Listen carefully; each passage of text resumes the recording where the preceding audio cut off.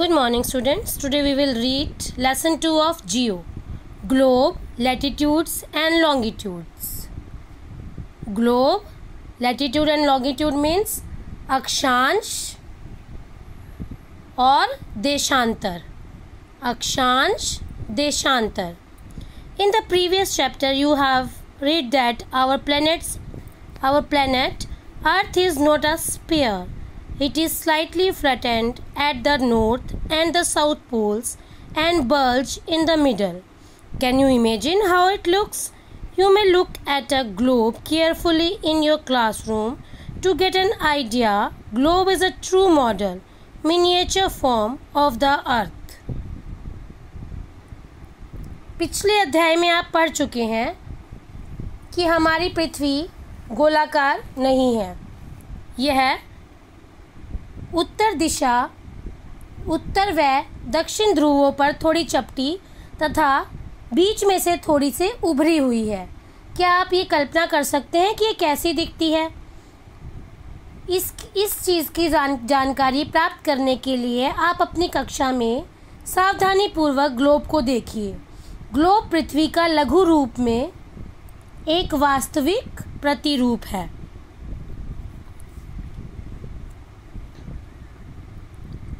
Globes may be of varying size and type.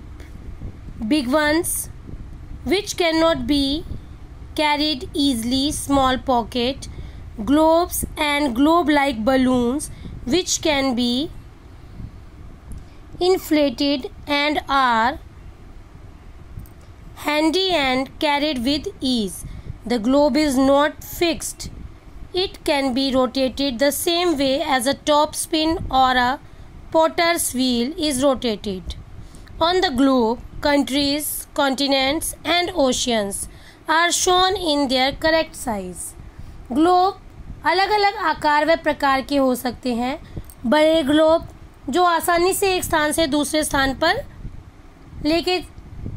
लेकर नहीं जाया जा सकता, उनको पॉकेट में रखने योग्य छोटे ग्लोब तथा गुब्बारे जैसे ग्लोब जिनमें हवा भरी जा सकती है एवं आसानी से एक स्थान से दूसरे स्थान पर ले जाए जा सकते हैं. ग्लोब स्थिर नहीं होते.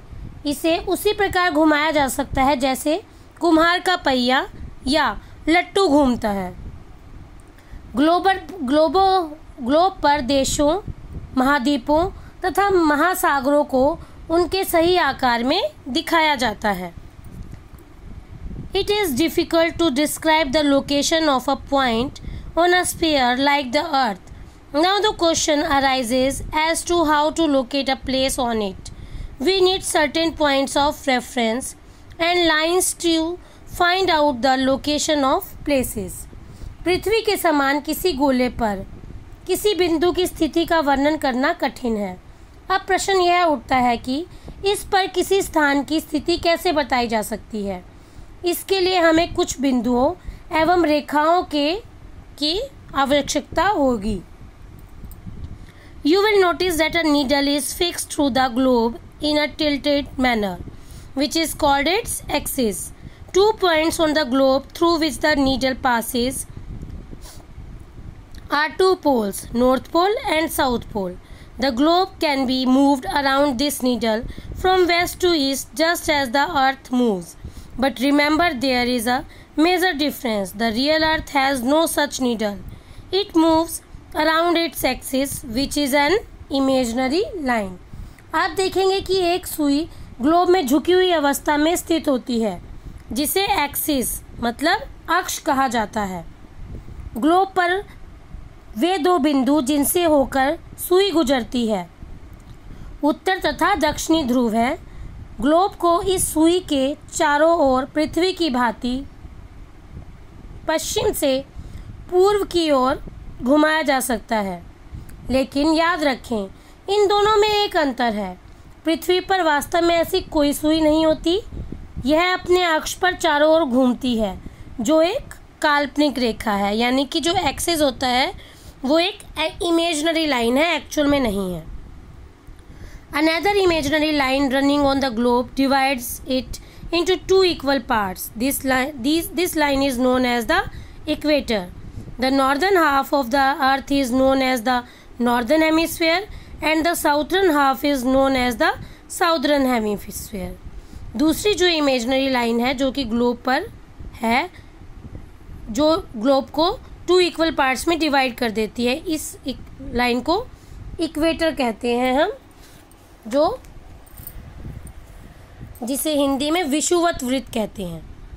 क्या बोलते हैं बेटा? विषुवत वृत्त। और ये अर्थ को नॉर्दर्न हाफ को नॉर्दर्न हेमिस्फीयर कहते हैं, साउदर्न हाफ को साउदर्न हेमिस्फीयर कहते हैं। यानी इक्वेटर अर्थ को 2 इक्वल पार्ट्स में डिवाइड कर देता है। One is northern hemisphere, second is southern hemisphere.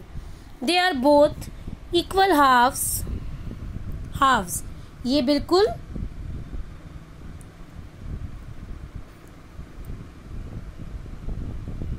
Equal होते हैं,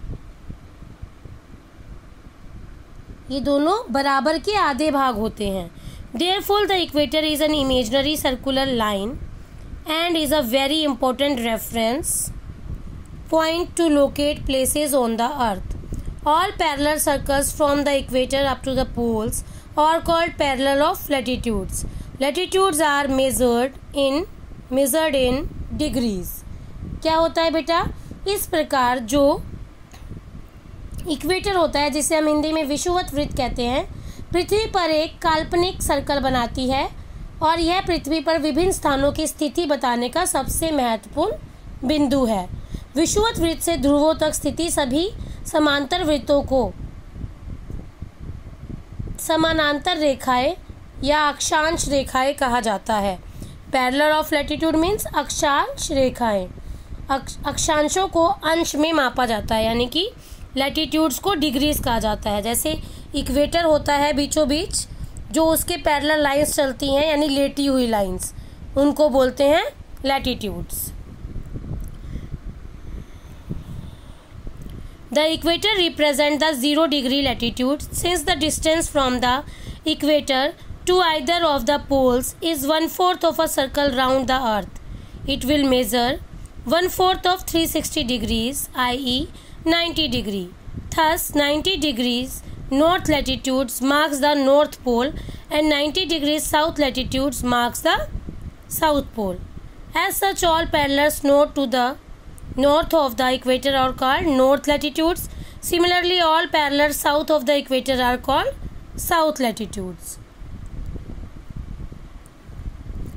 जो हमारा इक्वेटर होता है वो 0 अंश अक्षांश को दर्शाती है, यानी कि उसकी डिग्री जो होती है, लैटिट्यूड की डिग्री 0 डिग्री होती है।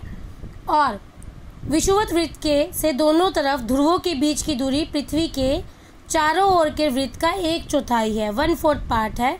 अतः इसका नाप होगा 360 अंश का 1/4 यानी 90। इस प्रकार 90 डिग्री उत्तरी अक्षांश उत्तर ध्रुव को दर्शाता है और 90 डिग्री दक्षिणी अक्षांश दक्षिण ध्रुव को दर्शाता है।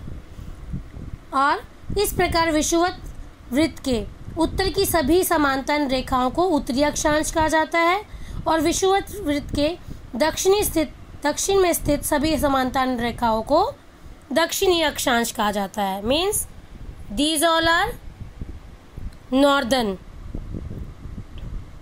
Latitudes and these all are southern latitudes. The value of each latitude is therefore followed by either the word north or south. Generally, this is indicated by the letter N or S. For example, both Chandrapur in Maharashtra, India and Belo Horizonte in Brazil, South America, are located on parallels of about 20 degree latitude.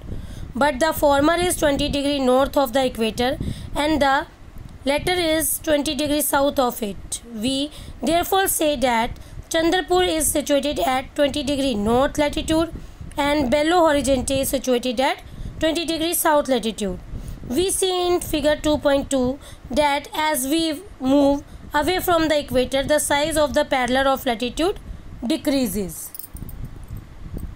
इसलिए प्रत्येक अक्षांश के मान के साथ उसकी दिशा यानी उत्तर या दक्षिण को भी लिखा जाता है और इसे शॉर्ट फॉर्म में एन या एस लिखा जाता है, N for north, S for south.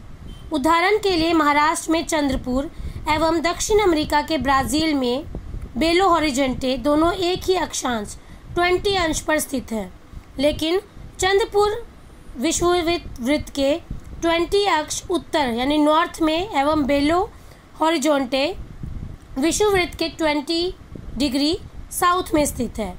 इसलिए हम कहते हैं कि चंद्रपुर 20 डिग्री नॉर्थ अक्षांश पर है और बेलो हॉरिजॉन्टे 20 डिग्री दक्षिण अक्षांश पर स्थित है। अब ये फिगर है 2.2, दिस वन इज, इसमें साफ है कि जब हम इक्वेटर से दूर होते जाते हैं तो जो अक्षांश हैं यानी लैटिट्यूड्स हैं उनका आकार घटता जाता है। ये देखो, इक्वेटर पे सबसे बड़ा है, फिर उससे छोटा, फिर उससे छोटा, फिर उससे छोटा, फिर सबसे छोटा, तो डिक्रीजिंग ऑर्डर में चलता रहता है। Now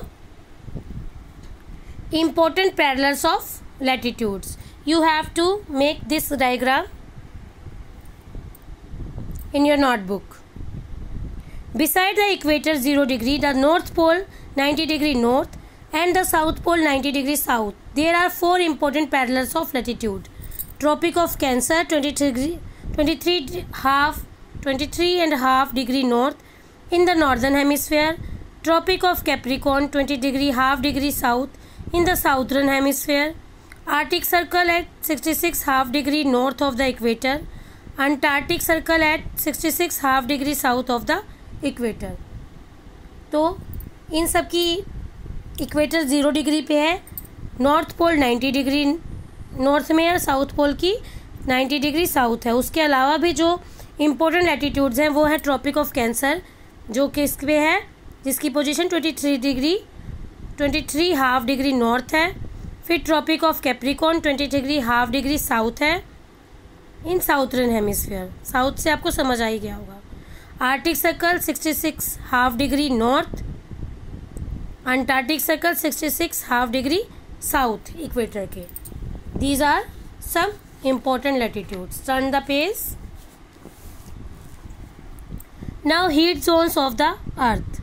The midday sun is exactly overhead at least once a year on all latitudes in between the Tropic of Cancer and the Tropic of Capricorn. This area therefore receives the maximum heat and is called the torrid zone.